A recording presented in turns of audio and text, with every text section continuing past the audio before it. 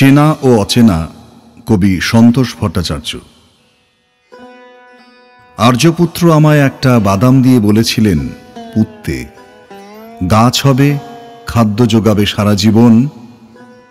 গূঢ় রাসায়নিক বিষবিক্রিয়াজনিত কারণে উদ্ভিদটি মারা গেছিল।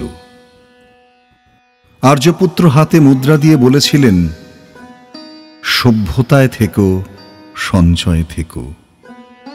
আমি মুদ্রা পুঁতে দিয়েছিলাম মাটিতে, গাছ হলো, হলো থলো থলো মুদ্রা ফল। পাখিরা ঠুকরে চলে গেল, মুদ্রায় বাঁধা পড়ল রোদ। মুদ্রা কি মোক্ষ দিতে পারে, আপনি বলে যাননি।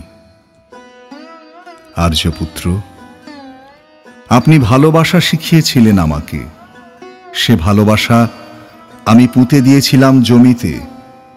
সভ্যতার থেকে, সঞ্চয়ের থেকে পালিয়ে পালিয়ে তীব্র বালু ঝড়ে পেটের ভিতর শুনেছি বিকট চিৎকার। উদ্ভিদ নয়, মুদ্রা নয়, দ্রোহণী আসছে এক জাতক। লুম্বিনী না বেথলহেম, আপনি কোথায় চলে গেলেন? এই মুগ্ধ মেদুর ছায়া আপনি কি চিনতে পারবেন, আর্যপুত্র?